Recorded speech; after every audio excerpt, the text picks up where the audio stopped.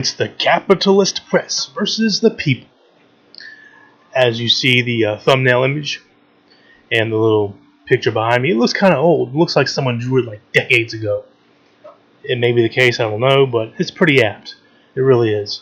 For those who are just listening, I'll turn off my webcam for a second. There's a picture of a guy holding a newspaper up, capitalist press, representing that, blotting out the sun or blocking it from the American people, and that sun is basically peace and socialism.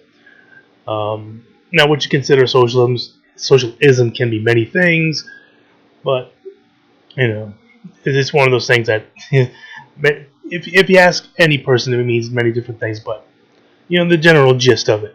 So it blocks out the peace and socialism from the eyes of the American people for the benefit of the capitalist press. So a certain narrative gets pushed forward, and they really don't want to clamp down on anything that might stop the war machine or stop anything that might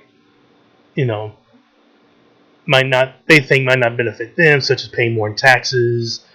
Because they want a more of a sweetheart deal than they already have now. That's just the way they are. So it reads below: indoctrination and concealment of facts are used to make the people capitalist-minded. The capitalists control all the major means of influencing public opinion, to that end. That's just what we have going on right now. I mean, I like how some people on the right think that MSNBC is some big liberal, lefty, fucking communist outlet. Like, no. They have all kinds of Boeing commercials playing. They seem to have on a lot of people who are pro-war, and if you're pro-peace, they seem to grill the fuck out of you for it.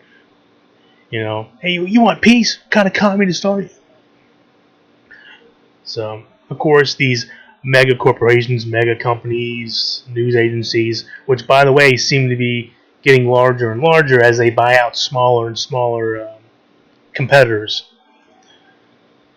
to where you have just a handful of really big corporate-owned news controlling the whole narrative that is shown to the American people. I mean, this is definitely one of the industries that definitely needs to be broken up down the road really as soon as possible, but it's not going to happen under Trump. It's not going to happen under some corporatist Democrat. It's going to have to happen under someone like a real progressive president that's FDR minded. It ain't going to happen any other way.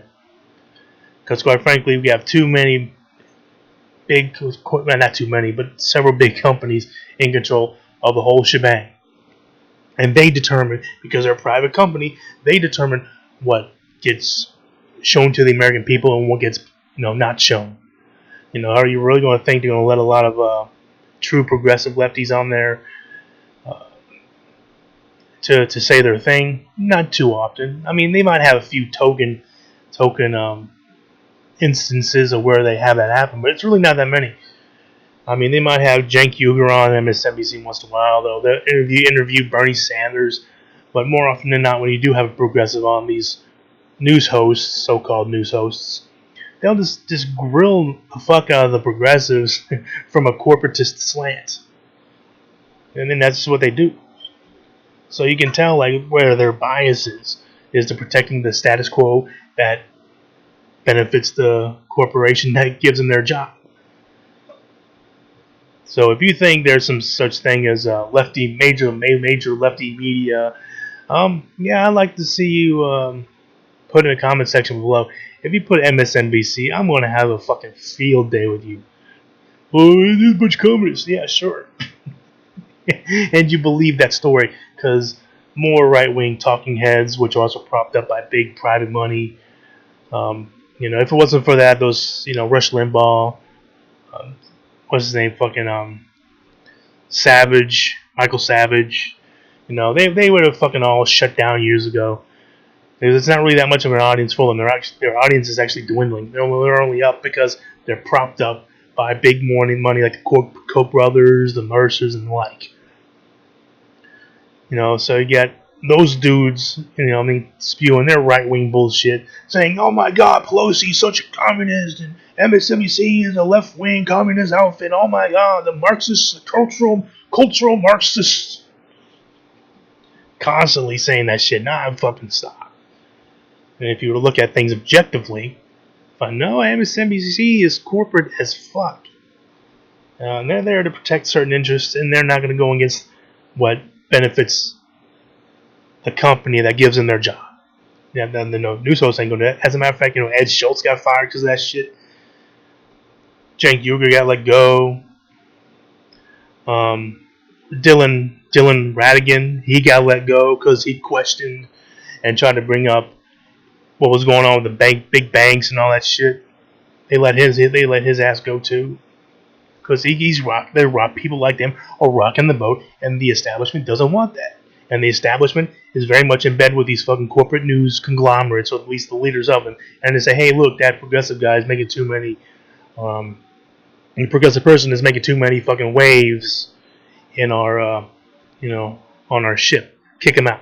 And the people who own those fucking conglomerates are like, oh, okay.